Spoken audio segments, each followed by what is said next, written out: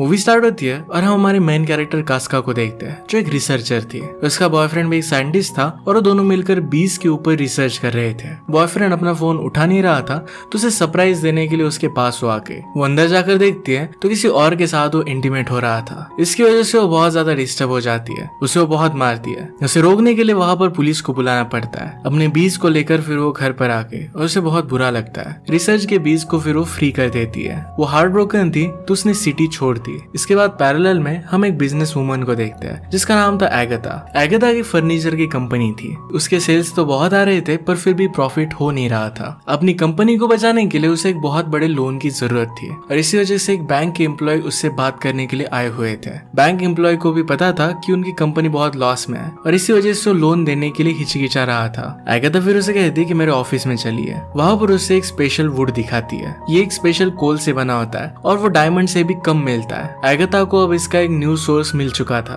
उसके पास एक बहुत बड़ी डील भी थी 15 मिलियन डॉलर्स की। दुबई में इसे सेल करने वाली थी। इसके लिए फिर बैंक मैनेजर उसे लोन देने के लिए मान जाता है। वहां पर सिर्फ यही प्रॉब्लम थी कि जहां पर एगाथा को वुड मिला था वो लैंड अब तक उसकी थी नहीं। एगाथा की आधी कंपनी भी उसके ब्रदर की थी जिसका नाम था पैट्रिक। पैट्रिक एक एडवेंचरर था, हमेशा यहाँ वहाँ घूमता रहता था। अगर उसके पास पैसे नहीं होते थे तो लोगों से वो लोन ले लेता। आज ऐसे ही एक आदमी उसे लोन वसूल करने के लिए आया हुआ था। उसे कहता है कि तुम पर 10 मिलियन का कर्जा है। इस बात से पैट्रिक बहुत डर जाता है। उसे याद नहीं आ रहा था कि उसने लोन कब लिया था। उसके पास लोन पे करने के लिए बहुत ही कम टाइम था तो फिर वो अपनी सिस्टर को कॉल करता है। जब भी उसे किसी लोन की जरूरत पड़े तो हमेशा अपनी सिस्टर को ही कॉल करता है। नेक्स्ट सीन में हम दो फ्रेंड्स को देखते हैं। इसमें से एक का नाम था वैकस और दूसरे का नाम था जैड्रस। जो लैंड एगाथा बाय करना चाहती थी ये उन दोनों की ही थी। अगर दोनों मिलकर ये लैंड सेल नहीं करते तो एगाथा उनकी लैंड बाय नहीं करने वाली थी। वैकस की डॉटर उसके पास आती है और कहती है कि मुझे आपसे कुछ बात करनी है। वैकस कहता है कि हम बाद में बात करेंगे और उसने बात टाल दी।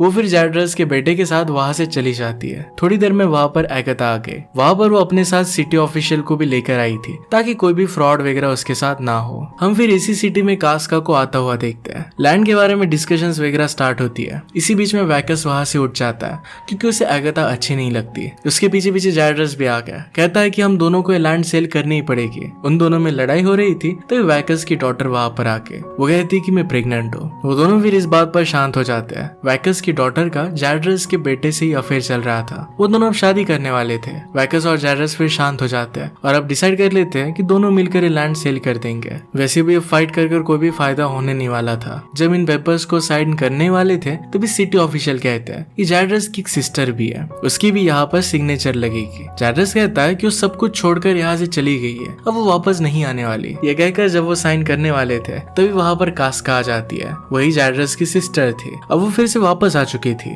जैड्रस कहता है कि तुम तो वापस कभी नहीं आने वाली थी। कास्का कहती है कि मैंने अपना मन अब बदल लिया है। वो काउंटर से घर की चाबी लेकर जाती है। एगाथा भी डील कंप्लीट ना होने की वजह से वहां से गुस्से में चली गई।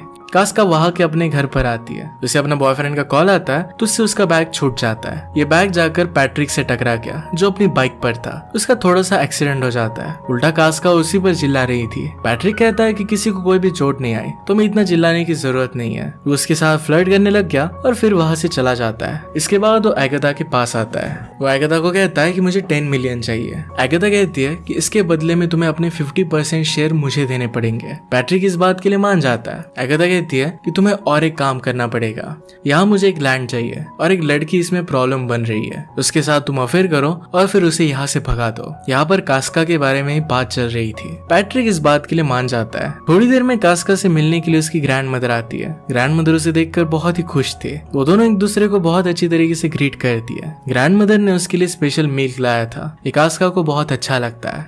दूर से जैड्रस और वैकस ये दोनों कास्का पर नजर रख रहे थे। उन्हें लग रहा था कि थोड़े दिन यहाँ पर ये रुकेगी और इसके बाद वो चली जाएगी क्योंकि उसे यहाँ पर अच्छा नहीं लगेगा। ग्रैंड मदर और कास्का को साथ में देखकर उन्हें लगता है कि शायद कास्का अब यहाँ से नहीं जाएगी। कास्का ने ग्रैंड मदर को सब कुछ बताया। ग्रैंड मदर कहती है कि अब तुम्हारा आगे का क्या प्लान है। कास्का कहती है कि यहाँ पर मैं बी हाइव्स क्रिएट करूंगी। इस पर वो रिसर्च भी कर सकेगी और एक टॉप क्लास फैसिलिटी होगी। ग्रैंडमा उससे पूछती है कि ये सब तुम करोगी कहाँ पर। कास्का कहती है कि यही मेरे हाउस में करूंगी। ग्रैंडमा कहती है कि जगह इनफ नहीं होगी, वो उसे अपना खुद का घर दे देती है और कहती है कि तुम इस जगह पर ये सब बना सकती हो।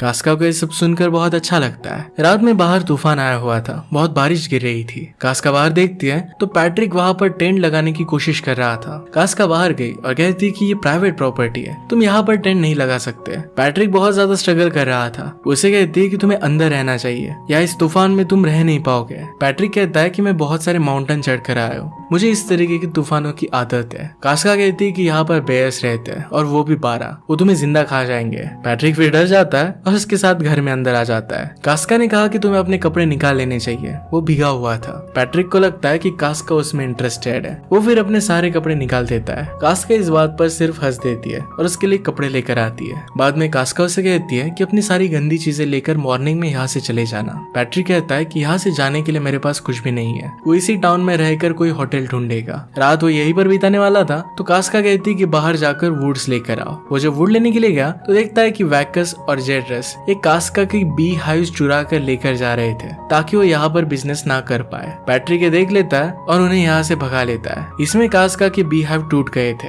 कास्का जब ये देखती है तो इस बात पर बहुत गुस्सा हो जाती है। गुस्से में पैट्रिक को यहाँ से निकाल देती है। रास्ते में उसे एक बहुत बड़ी गोट दिखी है, ये पैट्रिक को इंजोर कर देती है। इसके बाद फिर वो हॉस्पिटल में आ गया। हॉस्पिटल की डॉक्टर उसके साथ फ्लर्ट कर रही थी। पैट्रिक रियलाइज करता है और जल्दी से वहां से निकल जाता है। इसके पीछे हम देखते हैं कि एक आदमी उससे पैसे लेने के लिए उसे ढूंढ रहा था। वैकस और जैड्रस सोच रहे थे कि कास्का अब यहाँ से कैसे जाएगी। उन्हें एक आइडिया आता है कि यहाँ के अगर किसी लड़के से वो प्यार करती है और अगर उस लड़के ने उसे धोखा दे दिया तो वहां से वो भाग जाएगी। वो फिर इस लड़के को ढूंढने की कोशिश स्टार्ट कर देते हैं। वो अलग अलग लड़कों की इंटरव्यू ले रहे थे पर उन्हें कोई भी पसंद नहीं आता। कास्का ने टाउन के बहुत सारे लड़कों को ऑलरेडी रिजेक्ट किया हुआ था। इसके बारे में पैट्रिक को पता चलता है। पैट्रिक जाकर उनसे बात करता है और कहता है कि तुम लोगों का काम मैं कर सकता हूँ। उनसे भी वो डील कर लेता है। कहता है कि मुझे कास्का के ऊपर सारी इन्फॉर्मेशन चाहिए। पहले तो जैड्रस इसके लिए मना कर रहा था पर वैकस फिर उसे मना लेता है। सब मिलकर फिर एक प्लान बनाते हैं। अगले दिन कास्का अपने बी हाइव्स के लिए वुड ढूंढ रही थी। रात में उसकी छत भी लीक होने लग गई थी तो इसके लिए भी उसे वुड की जरूरत पड़ने वाली थी। वो अलग अलग जगह पर जाती है पर कोई भी उसे हेल्प नहीं कर रहा था। वो सब लोग कह रहे थे कि सारा वुड हमने ऑलरेडी सेल कर दिया है। ये वुड वैकस और जैड्रस ने मिलकर ही बाय किया था ताकि कास्का को हेल्प हो ना सके। जब कास्का घर पर आती है तो पैट्रिक उसके लिए बी हाइव्स लेकर आया था। कास्का को देखकर बहुत अच्छा लगता है पर उसे पूछती है कि तुमने ये सब लाया कहाँ से। पैट्रिक कहता है कि मैं कुछ भी कर सकता हूँ, मैं खुद एक बहुत ही अच्छा कारपेंटर हूँ। कास्का इम्प्रेस तो थी पर फिर भी उसे ज्यादा भाव नहीं देती है। पैट्रिक फिर खुद उसका रूफ अच्छी तरीके से फिक्स करने लगता है। ये करते करते वो नीचे गिर गया। कास्का उसे उठाकर बेड में लेकर आती है। पैट्रिक को फिर से लगता है कि कास्का उसमें इंटरेस्टेड है। वो जानबूझकर इंजर्ड होने का नाटक कर रहा था। कास्का ने बात देख ली। वो अपनी ग्रैंड मदर को बुला लेती है। दोनों मिलकर फिर प्रिटेंड करते हैं कि उसकी वो केयर कर रहे हैं पर उसे झाड़ू से बहुत मारते हैं। पैट्रिक बेचारा वहां से भाग जाता है। पैट्रिक पर उसकी सिस्टर भी बहुत प्रेशर बना रही थी। तुम्हारे पास बहुत ही कम टाइम है, जल्दी तुम्हें काम कंप्लीट करना पड़ेगा। पैट्रिक नदी के पास था और उसे फिर से वही गोट दिखती है। वो फिर से उसे इंजोर कर देती है। पैट्रिक फिर डॉक्टर के पास आ गया। डॉक्टर ने उसका इलाज किया। तभी वहां पर पैट्रिक से पैसे मांगने वाला आदमी आ चुका था। जल्दी से पीछे के डोर से पैट्रिक भाग जाता है। डॉक्टर बेचारी फिर से डिसअपॉइंटेड हो गई थी। डॉक्टर फिर उस आदमी को बिठा लेती है। इसके बाद नेक्स्ट सीन में हम देखते हैं कि पैट्रिक वैकस और जेड्रस से मिलता है। उन्हें कहता है कि उसे जरा प्रॉब्लम आ रही है पर वो स्लोली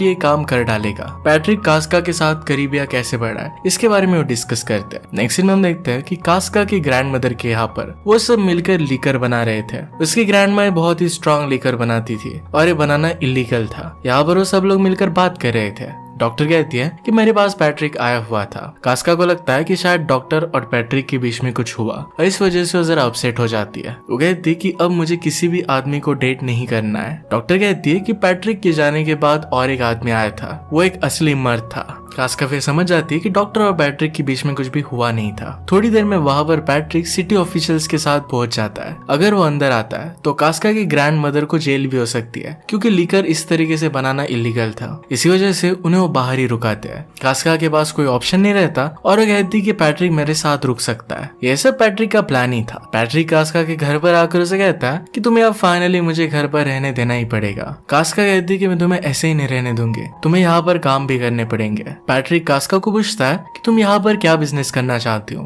कास्का उसे सारी डिटेल्स देती है। इसके बाद उसे लकड़ियां तोड़ने के लिए कहती है। पैट्रिक को उतना ज्यादा अच्छा आता नहीं था। ये देखकर कास्का उस पर हंस रही थी। जैसे वो वहां से चली जाती है वैसे वैकस और जैड्रस अपने आदमी लेकर वहां पर पहुंच जाते हैं और जल्दी से सारे वुड को कट कर देते हैं। थोड़ी देर में जब कास्का वापस आई तो इम्प्रेस्ड हो जाती है कि पैट्रिक ने इतना सारा वुड तोड़ा कैसे है। इसके बाद पैट्रिक खुद की बड़ाई करता है। अंदर रहने के बाद वो थोड़ा सा कुक करता है। कास्का को ये सब चीजें बहुत अच्छी लगती है। रात में उसके डोर के बाहर वो वाइन लेकर खड़ी हुई थी। वो नॉक करने वाली थी पर अपना माइंड वो चेंज कर लेती है।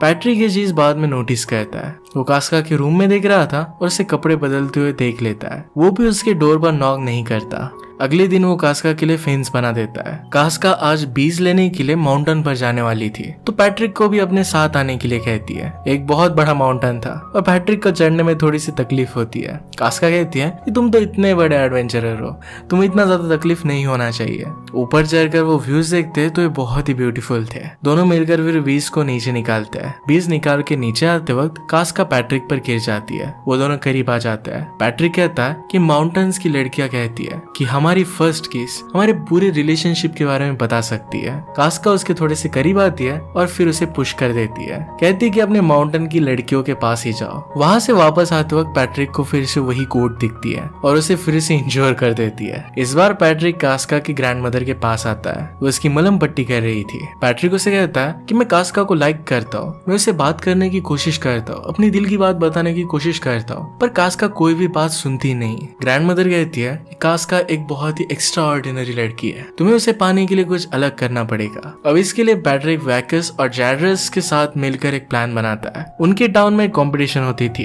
यहाँ पर वुड चॉपिंग होती थी और सब लोग मिलकर वुड चॉप करते थे। बड़े बड़े वुडन ब्लॉक्स लेकर इन्हें कैरी करना होता था और जो ये पहले कर ले ये जीत जाता था। इसमें लोग इंजर्ड भी हो जाते थे। इसी कंपटीशन में पैट्रिक हिस्सा ले लेता है। कास्का को इसके बारे में पता नहीं था। उसे देखकर वो सरप्राइज्ड हो जाती है। उसे रोकने के लिए जाती है। कहती कि ऐसा मत करो, इसमें तुम इंजर्ड हो जाओगे, तुम कभी भी इसमें जीत नहीं सकते। पैट्रिक कहता है कि अगर मैं इसमें जीत गया तो मेरे साथ कॉफी पर आना। कास्का कहती है कि कुछ भी बात मत कहो। पैट्रिक कहता है कि अगर मैं जीतने नहीं वाला तो तुम मेरे साथ बेट लगा सकती हो। इसके बाद कंपटीशन स्टार्ट हो जाती है। हम पैरेलल में देख सकते हैं कि जिन भी लोगों ने कंपटीशन में हिस्सा लिया था उन सबको वैकस और जैड्रस पैसे दे रहे थे, यानी कि वो खुद से हार जाए और पैट्रिक जीत जाए। सिर्फ एक ही आदमी उनसे पैसे नहीं लेता क्योंकि वो जीतना चाहता था। पैट्रिक और फिर उस आदमी में रियल की कंपटीशन होती है और फाइनली इसमें पैट्रिक जीत जाता है। दूसरे आदमी का वुडन ब्लॉक किसी पर गिरने वाला था पर उसे भी पैट्रिक बचा लेता है। कास्का पैट्रिक से गुस्सा हो जाती है और वहां से चली जाती है। ग्रैंडमदर पैट्रिक से कहती है कि मैंने तुम्हें यह सब नहीं करने के लिए कहा था, तुम्हें किसी के फीलिंग्स के साथ नहीं खेलना चाहिए। आज रात कास्का उसे घर के अंदर नहीं लेने वाली थी। कास्का को तभी पार्सल ऑफिस से कॉल आता है और उसकी बीज आई थी। 2 दिन के लिए वो बीज वहीं पर है, उसे जल्दी जाकर वो लेकर आनी पड़ेगी वरना वो मर जाएगी। वो फिर पैट्रिक को कहती है कि हमें जल्दी चलना पड़ेगा। वो जल्दी से वहां पर पहुंच तो जाते हैं पर जरा लेट हो गया था और इसी वजह से ऑफिस बंद हो रहा था। ऑफिस बंद करने वाली एक लेडी थी। पैट्रिक जल्दी से जाकर उससे बात करता है और उसे अपनी अच्छी बातों की वजह से मना लेता है ताकि वो ऑफिस को फिर से खोल सके।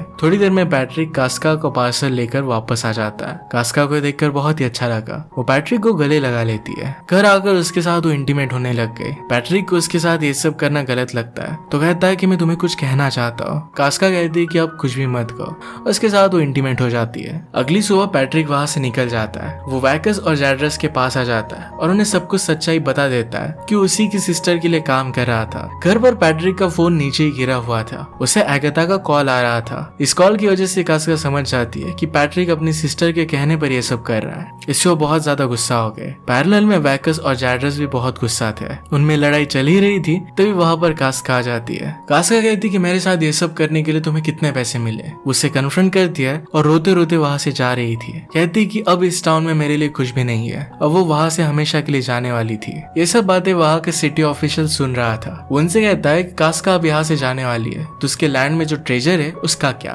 उन सबको ट्रेजर के बारे में कुछ भी पता नहीं था। ये बात सिर्फ एगाथा ही जानती थी कि वहां का वुड ट्रेजर के बराबर है। वो फिर सिटी ऑफिशियल से सब कुछ उगलवा लेते हैं कि एक्चुअल में यहाँ पर चल क्या रहा है। अब इस वुड का पूरा कंट्रोल लेने का सब मिलकर एक प्लान बनाते हैं। वहां पर कास्का की ग्रैंड मदर भी थी। पैट्रिक उन्हें सॉरी कहता है। वो कहता है कि सारे गुंडे वगैरह ये सब मेरी सिस्टर ने मेरे पीछे लगाए थे ताकि उसका काम वो कर सके। वो भी अपनी सिस्टर के खिलाफ था। वो उन्हें सॉरी कहता है कास्का के साथ ये सब करने के लिए। और वो एक्चुअल में कास्का से प्यार करने लग गया। उसे वो धोखा नहीं देना चाहता था। पैरेलल में हम देखते हैं कि डॉक्टर और जो गुंडा पैट्रिक के पीछे था, उन दोनों के बीच में अफेयर हो जाता है। वो उसे जाकर कन्फ्रंट करते हैं। वो गुंडा फिर एगाथा के पास जाता है और कहता है कि काम अब कंप्लीट होने वाला है। इसके बाद हम देखते हैं कि वो सब मिलकर एगाथा के साथ मीटिंग करते हैं। उसे फाइनली कह देते हैं कि अब लैंड वो सेल करने वाले हैं। पैट्रिक फिर एगाथा से अपने 50% शेयर सेल कर पैसे ले लेता है। ये सारे पैसे वो कास्का की बी हाइव बनाने के लिए इन्वेस्ट करते हैं। जैड्रस कास्का को आकर सॉरी कहता है और वो फिर से फैमिली बन जाते हैं। इसके बाद नेक्स्ट सीन में हम देखते हैं कि एगाथा बैंक एम्प्लॉय को लैंड दिखाने के लिए आई हुई थी। वहां पर पैट्रिक पहुंच जाता है। पैट्रिक कहता है कि वैकस, जैड्रस और मैं मिलकर अब हमारी वुड की कंपनी स्टार्ट कर रही है। हम हमारा खुद का फर्नीचर दुबई के क्लाइंट को सेल करेंगे। एगाथा के पास कुछ भी नहीं है। बैंक अब ये सब बिजनेस करने के लिए डायरेक्टली पैट्रिक को ही लोन देने वाली थी। पैट्रिक ने ऑलरेडी दुबई के क्लाइंट के साथ बात कर डील फाइनलाइज कर ली थी। सब लोग अब बहुत ही खुश थे। नेक्स्ट सीन में हम देखते हैं कि जैड्रस के बेटे और वैकस की बेटी की शादी हो जाती है। कास्का को भी अब पता था कि पैट्रिक ने उसके लिए ये सब कुछ किया है। वो फिर उसके पास आता है। वो कहता है कि मेरे पास इस टाउन में रहने के लिए जगह नहीं है, क्या कोई जगह तुम्हें पता है? कास्का कहती है कि क्या तुम यहाँ पर सिर्फ थोड़े दिनों के लिए रुकोगे या फिर ज्यादा रुकने का भी कुछ प्लान है? पैट्रिक कहता है कि मैं हमेशा अब तुम्हारे साथ ही रहना चाहता हूँ। कास्का फिर उसे माफ कर देती है। वो दोनों एक दूसरे को किस करते हैं और अब एक दूसरे के साथ है। फाइनली उन दोनों के डांस के साथ ही मूवी एंड होती है। अगर आपको एक्सप्लेनेशन अच्छा लगता है तो प्लीज लाइक और कमेंट जरूर कर दीजिएगा। मैं बहुत सारी मूवीज लेकर आते रहता हूँ, तो प्लीज चैनल को सब्सक्राइब कर दीजिए और बेल नोटिफिकेशन आइकन दबाना मत भूलिएगा। हम फिर से मिलेंगे और एक नए मूवी के साथ। तब तक के लिए थैंक यू और आप अपने आप का ख्याल रखिए।